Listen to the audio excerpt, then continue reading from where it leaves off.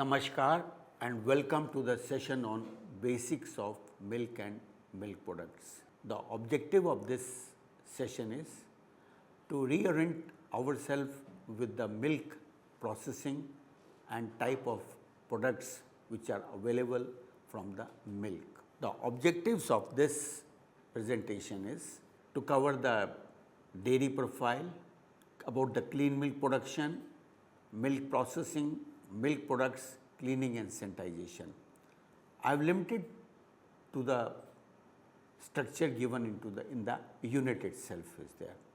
So what is the dairy profile? It is one of the successful story of our country. The first thing is milk.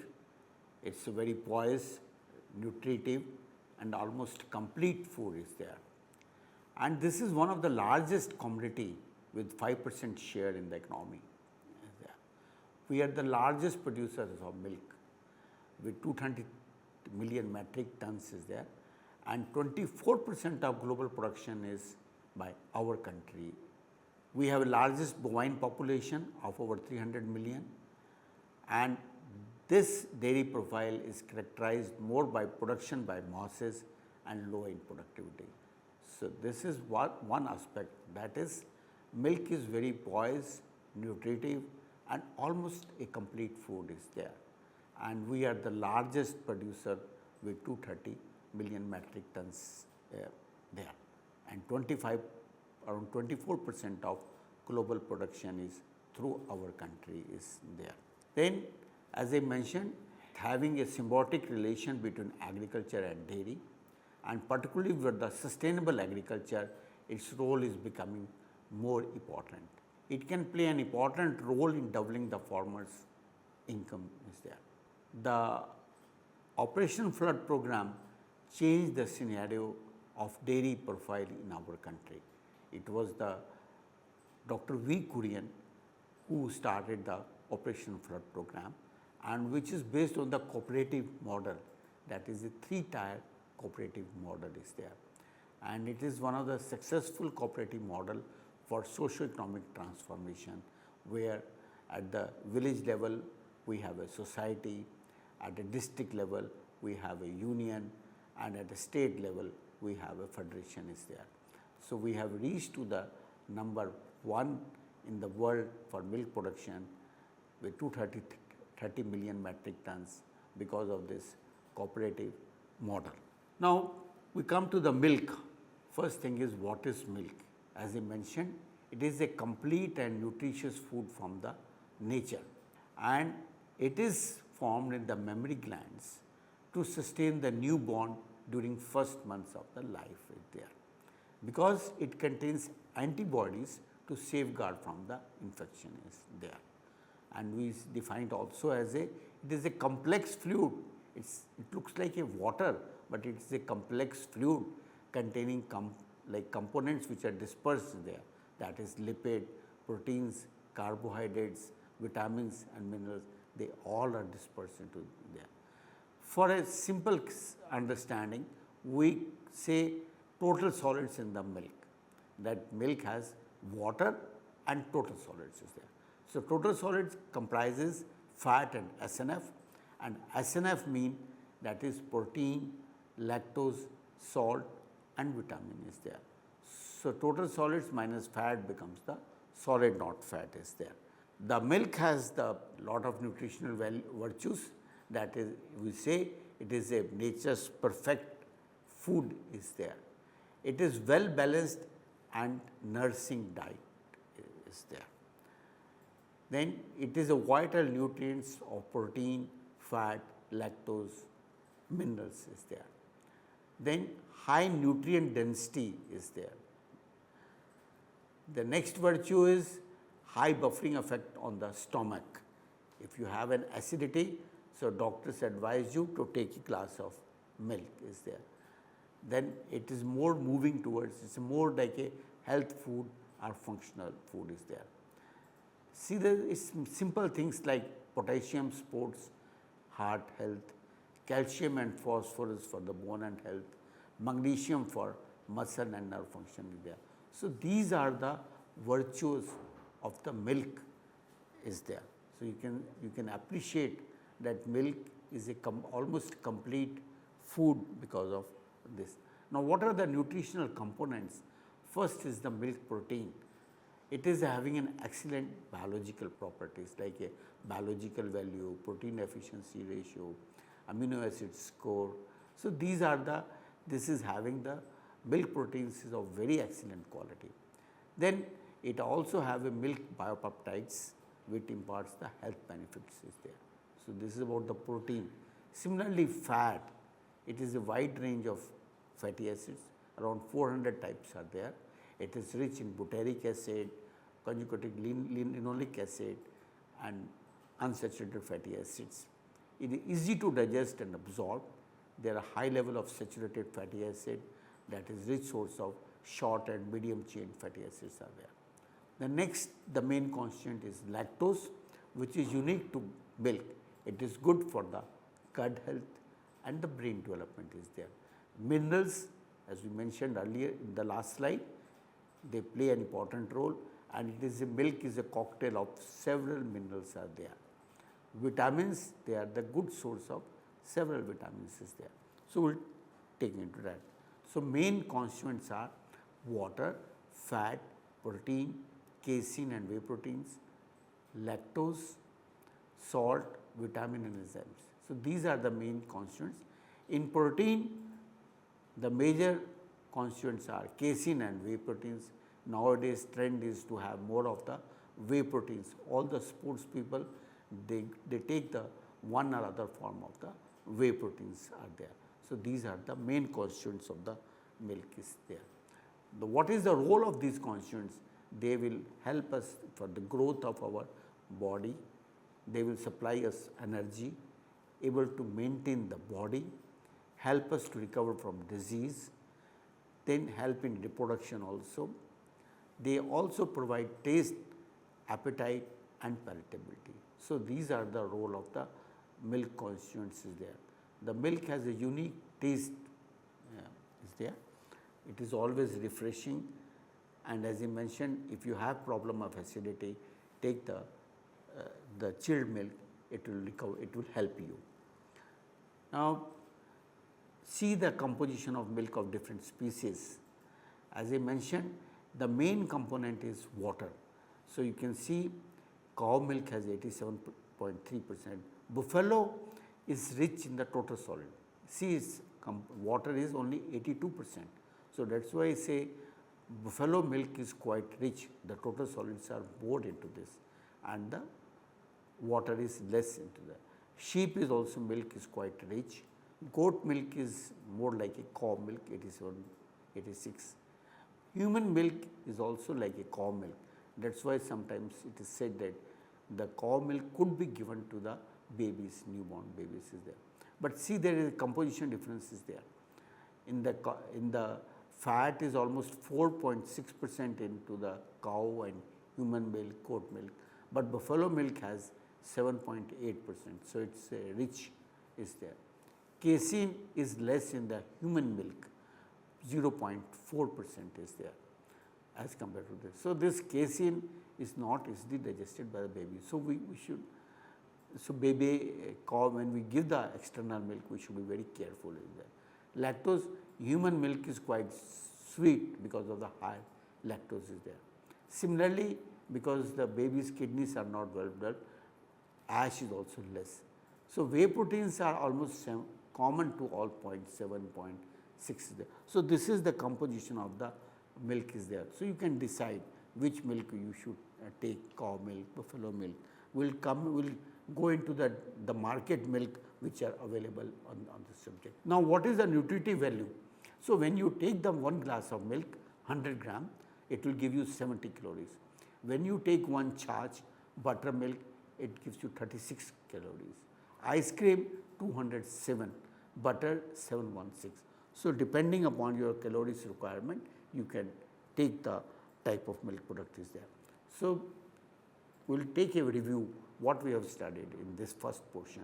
We have studied about the milk production status, that we are number 1 is there, and then we also reviewed that dairying and agriculture are complementary, supplementary, or there is a symbiotic relationship is there.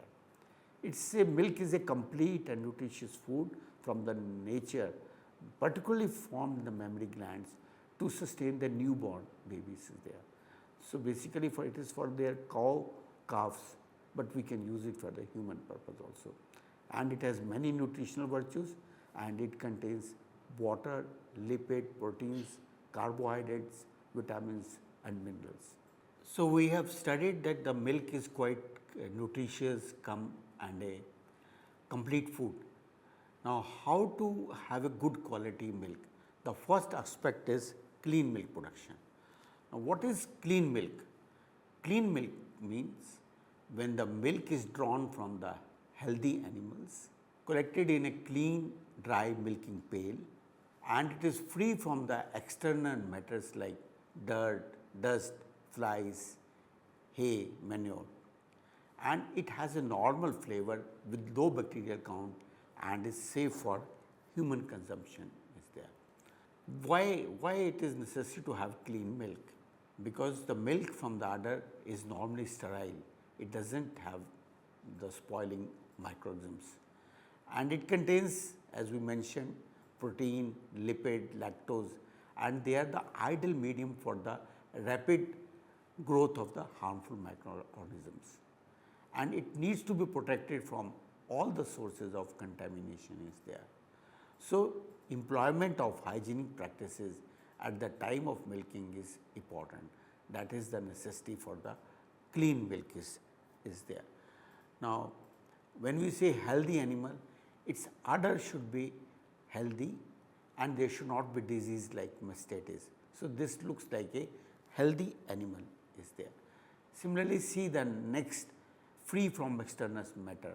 So there should not be any dung, hay, dust, or the hair of the animal should not be there.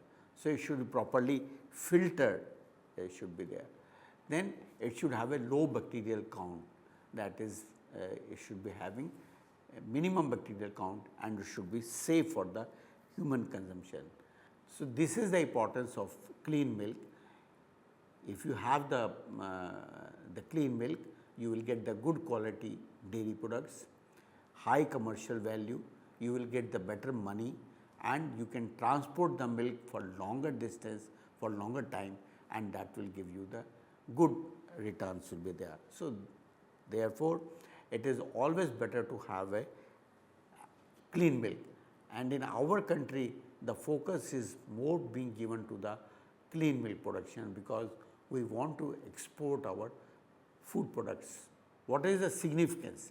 It is significant to both producers and consumers because it is safe for human consumption, better keeping quality, and then the high commercial value as explained in the last slide, and it also protects against the diseases like typhoid, dysentery, then septic sore throat, and it also helps to produce good quality dairy products, and you can transport over the long distances there. So these are the significance of the is there. Then what are the sources of milk contamination? Basically, if the dirty milking hands, so we should be careful that the milker hand should be clean. Dirty teats and udder can be the second source of contamination. Dirty wiping cloth could be the third thing. Milking environment, if it is dirty, there is a lot of dust is there. Dirty milking pail is also there, udder infection. So these are the sources of contamination could be there. Now what are the factors which affect the clean milk production? We divide into two groups, internal factors, external factors. Internal, that is udder infection is there, and normally the milk contains large number of bacteria. External factor which we can control in large, like a animal body, udder and teeth should be clean, milker should be having hygiene habits, he should wash his hands, method of milking, milking utensils, milk storage utensils, feed and water, and milking environment is there. What should be the steps should be taken for clean milk production? First is the animal management at farm level, feeding properly, housing should be proper, animal health should be maintained, what is the somatic cell count, then the cleanliness of the milking equipment, hygiene milking practices, and then the cooling. Cooling is very important because it stops the growth of microorganisms is there. Now, if we have produced the clean milk and if we are not careful in chilling it, the post milking contamination can spoil the product very easily. To preserve the keeping quality of milk, it should be cooled as soon as possible to a temperature of 4 degrees centigrade. Now, our FFSA guidelines also stipulates that we should lower the temperature within 4 hours, and the bacterial growth is retarded by cooling the milk within 2 hours of milking. So, these are the reasons that we should chill the milk as early as possible, because the bacteria will not be able to grow and the quality will be able to maintain whatever the good quality milk we have collected, that we be able to make it. So, make it a point, and always as a food safety professional, you should check that whether milk is being chilled immediately or not. Now, there are grades, what we call a test known as methylene blue reduction test, MBR time, which gives us indirectly the presence of microorganisms in the milk. If the time taken is 5 hours and above, this milk is very good. If it is less than half hour, it is a poor, because this is based on the number of microorganisms present into the milk.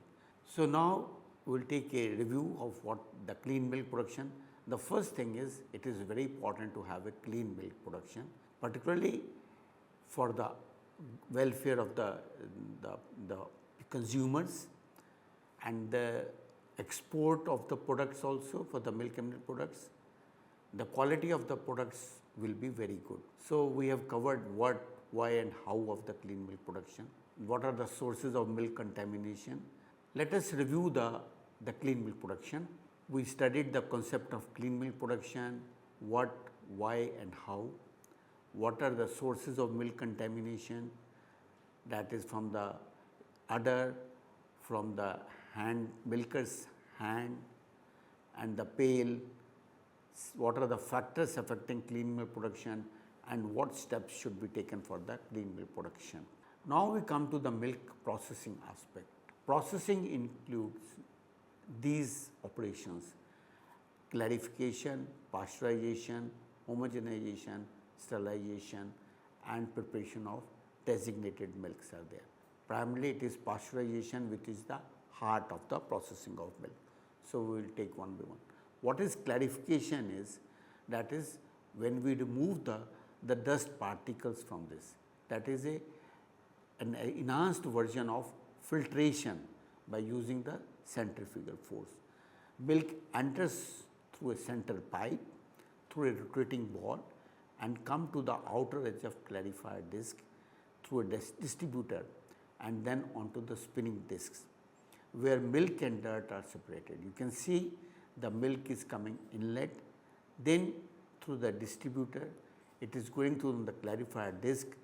Milk is removed from the inside, and the solid particles are thrown back and are removed at intervals.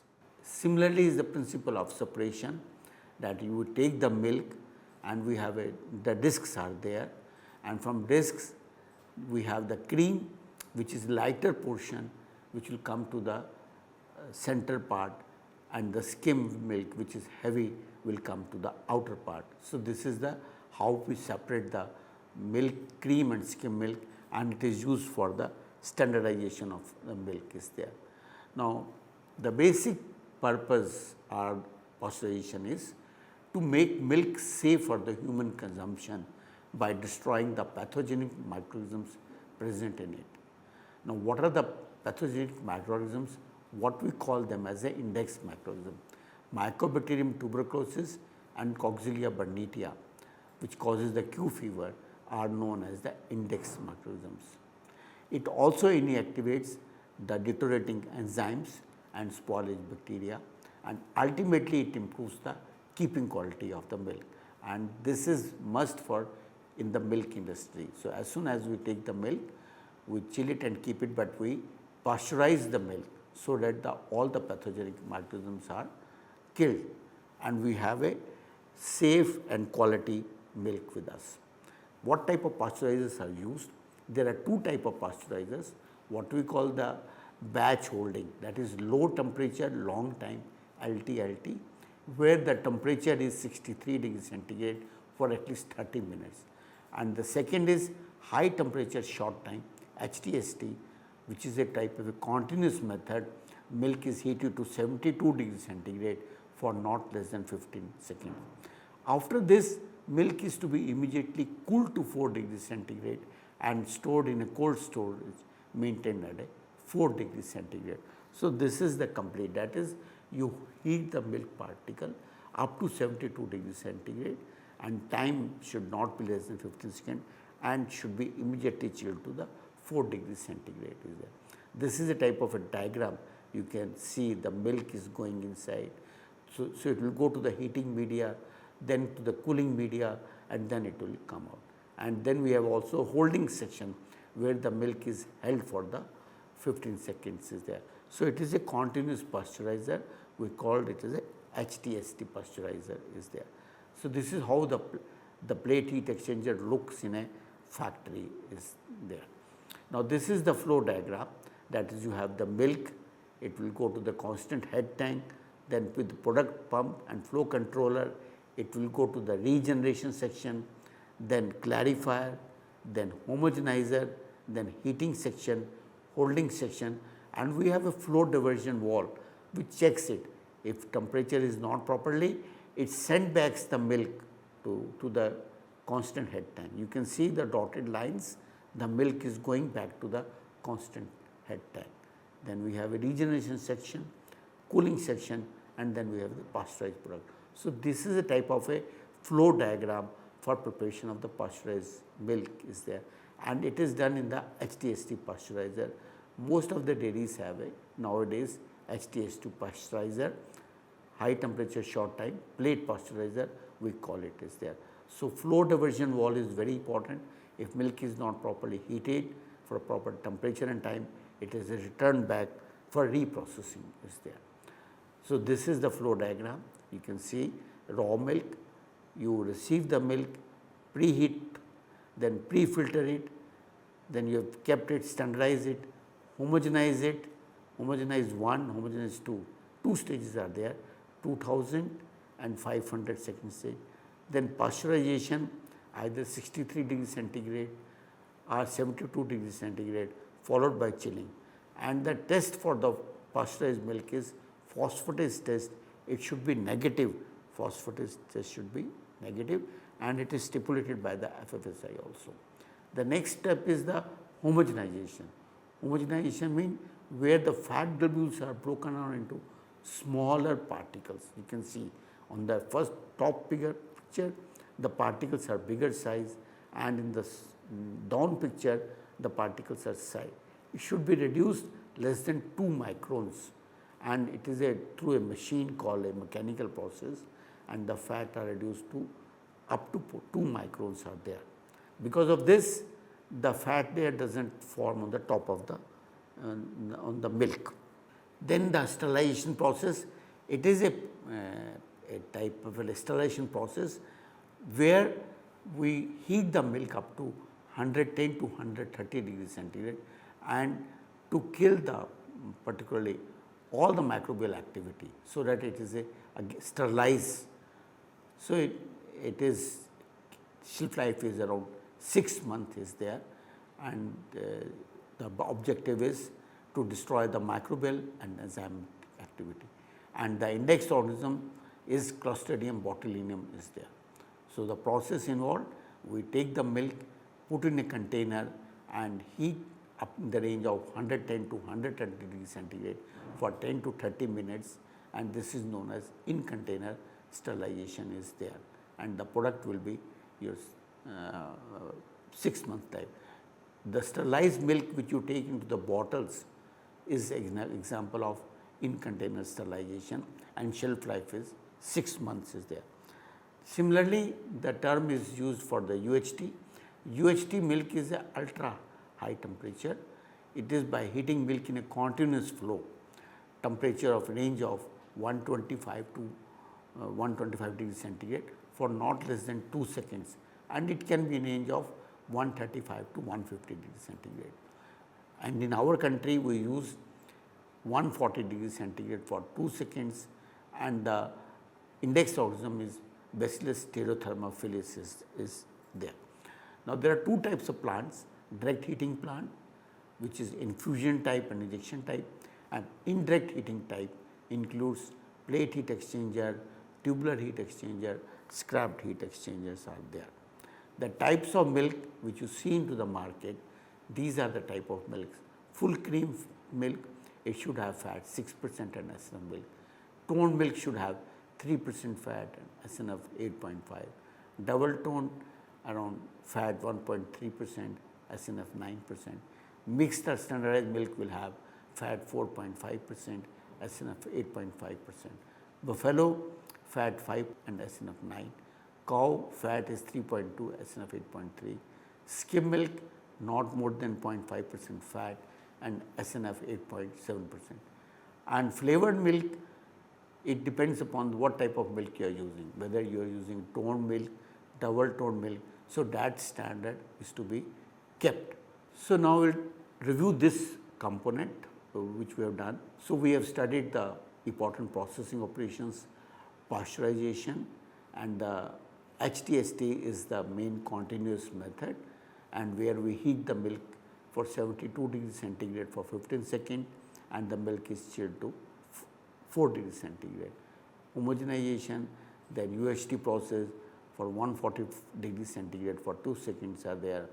So we also studied the what are the index organ microorganisms, what are the tests for the phosphatase, test for the efficiency of pasteurization. Similarly, we saw that what are the different types of milk are there and what are their fat and SNF standards. Now we will take the milk products. First we will take high fat dairy products.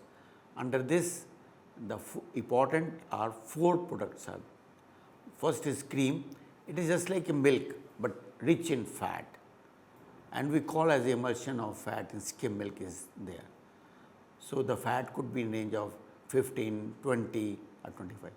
The next high fat product is butter, but then the emulsion is changed and the fat percentage is around 85% is there, but the emulsion is of water in oil is there. So like different from the milk and cream is there. Ghee is our one of the popular product, and it is known as the heat clarified butter fat. It has a characteristic cooked and acidic flavor with grainy texture is there. The moisture maximum should be 0.5 and milk fat should be 99.5% is there. Butter oil is the same like ghee only, but it is prepared under vacuum so that it does not have the cooked flavor or acidic flavor or grainy texture is there. Butter oil is used for the recombining the milk if we want to prepare it is there. So these are the high fat dairy products. Next we come to the cheese and fermented products. Cheese is basically concentration of constituents of milk, primarily casein, fat and insoluble salt together with water, in which small amount of soluble salt, lactose and albumin are formed. It is curd of milk separated from whey and pressed into solid mass. So it is a coagulation by rennet or similar enzyme in presence of lactic acid.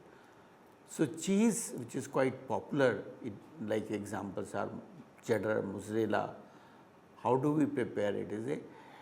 We take the milk and allow this acidity to grow, then we coagulate it by using rennet or similar enzyme is there, and then let it grow to mature it. So it's basically having the casein and the other components, but doesn't have the whey protein and lactose. So that concentrated mass is known as the cheese is there. There are a lot of variations are there in method of manufacture and those things. Then the next group is fermented dairy products. It's a fermentation of milk by lactic acid bacteria. Common example is our dahi is there, lassi or shrikhand, these are products. but they have lot of nutritional and therapeutical advantages. It is having a refreshing acid taste is there, which is liked by everyone. The example of the nutritional benefits of fermented products are they are easy to digest, better absorption of minerals will take place. Like when we mentioned, the milk has got good number of minerals, but if you take the dahi, the better absorption of minerals will take place. Decrease in the pH of stomach, it will reduce the risk of pathogens. Your gut will not have the pathogens will be there. The B complex vitamins, which is essential, it is produced by because of the fermented dairy products is there. The positive intestinal flora is there. Some of these microorganisms also have the anti-carcinogenic effect is there. Immune system is also becoming positive, lowers the serum cholesterol, and the problem of constipation is also added. That's why the fermented products are becoming quite popular, and they are more in demand is there because of the nutritional and therapeutical advantages associated. Then the indigenous dairy products, there are two groups are there. One is heat desiccated product, that is khoa, because we prepare a lot of sweets from khoa like barfi, peda, gulab jamun and kalakand is there. So it is by heating the milk continuously we get the khoa is there, and the standard is the total solid should be minimum 55%, the fat should be there. Similarly, the ash should be around 6%, and the titratable acidity should be 0.9% be there. Then the acid coagulated product is there, which is the paneer and chana are the examples, and the moisture should be 65% for the paneer, and for the chana is 60% is there. The milk fat should be on dry matter basis, 50% in both is there. Now paneer and chana, paneer is used for the mainly various food items like culinary items we call it as a, but chana is mainly used for the Bengali sweets from rasgulla, these type of sweets are prepared. Then other dairy products which are quite known, ice cream and frozen desserts. So these are, we prepare a mix and incorporate air so that we have a uniformity and consistency is there. Now there is a difference between ice cream and frozen desserts is there. In ice cream, all the milk solids are used, while the frozen desserts will contain fat and SNF from vegetable sources. So you should be very careful when you take a packet of ice cream or frozen dessert, whether what it is written. If it is ice cream, this means all the ingredients have come from the milk sources. But if the frozen dessert word is written, this means it may contain the vegetable fat or vegetable SNF. That's why the cost of frozen dessert is slightly less as compared to ice cream is there. So you should be careful. Similarly, we can have the dried and concentrated dairy products like powders are there, dairy whiteners are there, sweetened condensed milk are there. Similarly, the dairy byproducts are skim milk, whey, buttermilk, ghee residue. These are all the different dairy products are there. Then we come to the cleaning and sanitization. The cleaning and sanitization, there are two different terms are there. Cleaning is to remove the extraneous matter adhering to the equipment, and it is done with the suitable detergent and water is there. And sanitization is reducing the microorganisms to an acceptable level in terms of destruction of pathogens and minimizing the other microflora is there. So you can see that this picture show you. So when you clean free of the soil, but in sanitary it reduces the pathogens in the, and it make it sterile mean free of pathogens is there. Now cleaning process, first step is bringing the detergent solution to the close contact with the soil to be removed. So once they have come together, then dislocate the solid and liquid soil from the surface by sapnifying fat, peptonizing proteins and dissolving minerals.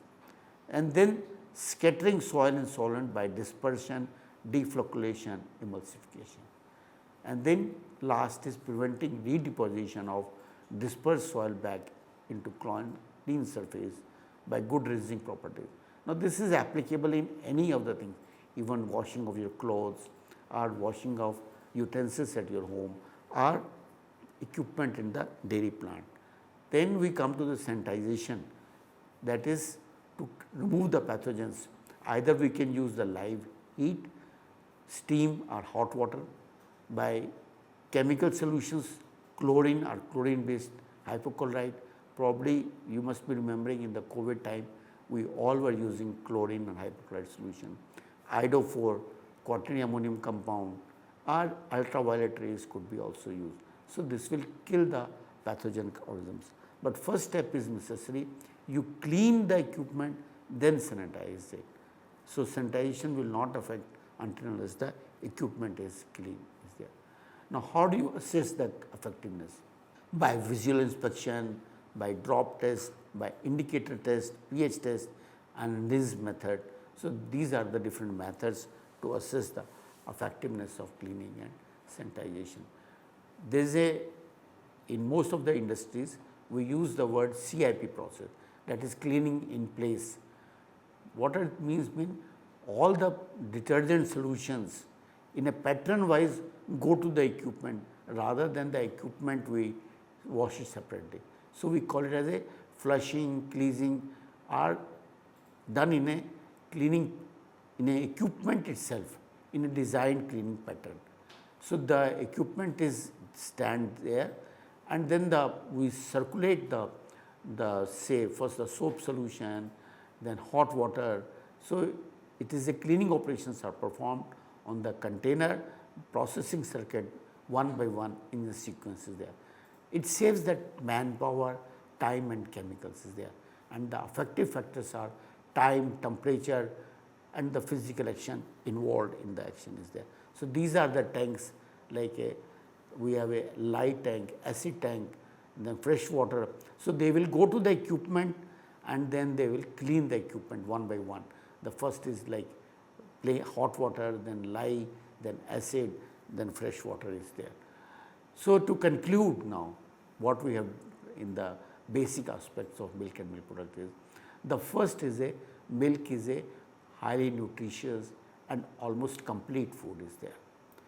And what it contains, it has lot of nutritional virtues and it contains nutrients like proteins, fat, lactose, vitamins and minerals, and they are beneficial for growth, energy and overall health is there.